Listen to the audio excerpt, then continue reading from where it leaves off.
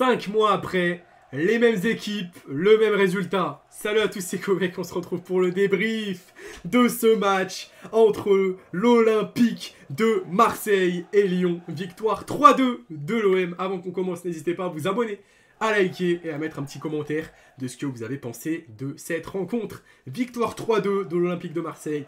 On va parler de tout ça et on va commencer par parler d'une première période qui a été compliquée. Qui a été compliquée à regarder dans le sens où on s'ennuyait. On se faisait clairement chier, désolé pour le terme, mais c'est la vérité. Pendant les 45 premières minutes, l'OM a surclassé, surdominé cette équipe de Lyon. Et l'OM n'a pas su ouvrir le score en première période, mais on a eu quand même un petit peu plus d'occasions que les Lyonnais. Ça a été quand même un match bien en notre faveur. En tout cas, les 45 premières minutes ont été bien en notre faveur. Ensuite, il y a eu cette seconde période où tout simplement on a déraillé. On a déraillé, on a pris ce but de Lyon. Mais ça s'est bien fini, tant mieux. Mais heureusement que ça s'est bien fini d'ailleurs. Il y a eu l'ouverture du score à la 53e minute de Corentin Tolisso. Voilà, avec un manque d'inattention de la défense. Tolisso qui en profite pour marquer. Et ensuite, l'égalisation marseillaise de Mason Greenwood avec l'entrée d'Amine Gouiri qui a été exceptionnelle. Amine Gouiri, quelle entrée d'Amine Gouiri, les amis, il faut dire la vérité. Il n'aura pas marqué, alors certes, il n'aura pas marqué, mais c'est lui qui est auteur quand même un petit peu du but de Greenwood, puisqu'il frappe sur son pied droit, il se met en position de frappe, il rentre dans l'axe, et ensuite ça revient sur Greenwood, qui n'a plus qu'à marquer, franchement incroyable. On a ensuite le but d'Adrien Rabiot à la 64e minute, avec une remise de la tête, et la tête d'Adrien Rabiot, et le but de le but de Lacazette, pardon, sur penalty, et le but de Henrique à la 85e, avec le centre et la reprise et la folie du Vélodrome. Luis Enrique aussi. Oh. Dites-vous qu'il y a quelques mois, on disait qu'il ne pouvait pas être encore titulaire à l'OM. Et là, regardez. Oh là là, regardez, il est titulaire. Il est trop fort. Et je dis à chaque fois qu'on a Mason Greenwood qui est le meilleur attaquant de Ligue 1. Et personne ne me croit. Désolé, j'ai plus de voix. Hein. Ça m'a vraiment tué ma voix ce live. Ça a été exceptionnel. Et à chaque fois que je dis ça, personne ne me croit. Et à chaque fois, Greenwood, il en rajoute une couche. Il est trop fort, Greenwood. Il marche sur la Ligue 1. Et on va aller voir ses statistiques en Ligue 1.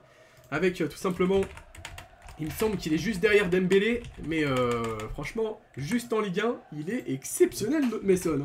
Il est vraiment exceptionnel, il nous fait ça, à 23 ans, il a tout simplement 20 matchs, 13 buts, 3 passes décisives. Oh là là, mais quelle folie quand même, ça faisait longtemps qu'on n'avait pas eu d'attaquant comme ça.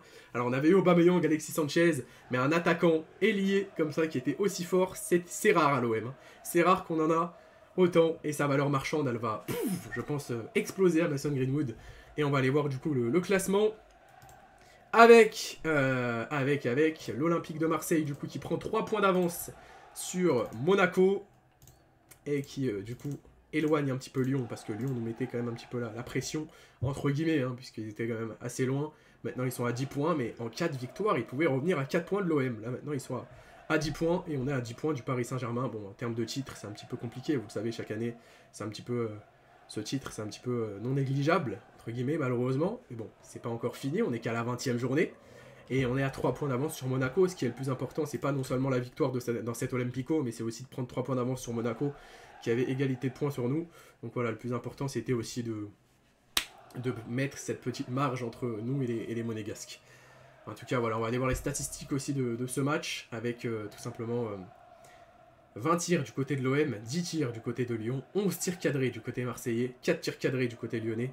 On a également 64% de possession du côté marseillais, 36% du côté de Lyon, 568 passes du côté marseillais, 329 du côté lyonnais. Le prochain match, ça sera quand? Ça sera dimanche face à Angers. Il faudra pas déconner, il faudra gagner aussi. C'est pas que face aux grandes équipes, enfin face aux grandes équipes entre guillemets de Ligue 1 qu'il faut savoir s'imposer, il faut savoir aussi s'imposer face aux petits. Angers, c'est quoi? C'est une équipe qui est tout simplement 12e, donc je pense qu'on va le faire facilement. Et puis voilà. Il y a également l'arrivée de Paul Pogba, j'ai envie d'en parler un petit peu dans ce débrief. L'arrivée de Paul Pogba qui semble se faire de plus en plus faisable. C'est ce qu'on verra dans les prochaines semaines. Paul Pogba n'a pas dit non à Marseille, il veut trouver un grand club, comme il l'a dit, qui avait le prestige de l'OM. Il n'en a pas dit plus. En tout cas, on a eu l'arrivée de Luis Felipe ces derniers temps, l'arrivée de Gouiri aussi.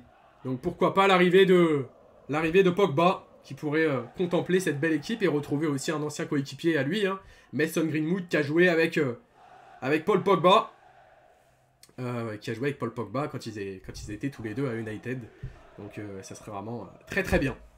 Vraiment très très bien qu'on arrive à le signer. En tout cas, je vous ferai une vidéo dessus spécialement dédié à Paul Pogba. J'en ai déjà fait une il n'y a pas si longtemps que ça.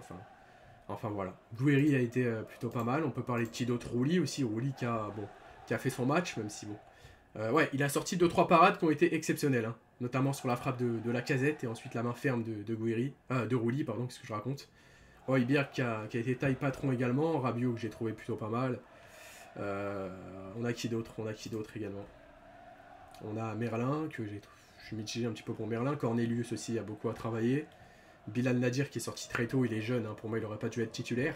C'est pas dans le genre de match que tu dois faire jouer des joueurs jeunes. Pour moi c'est pas dans un Marseille-Lyon que tu dois prendre ce risque. Et bon, c'est un risque qui a été quand même pris par notre coach. Voilà, c'était Comex, c'était un petit débrief. J'espère qu'il vous aura plu. N'hésitez pas à me dire ce que vous en avez pensé. Bien évidemment, je vous le redis, on se retrouve très bientôt. Ciao, ciao.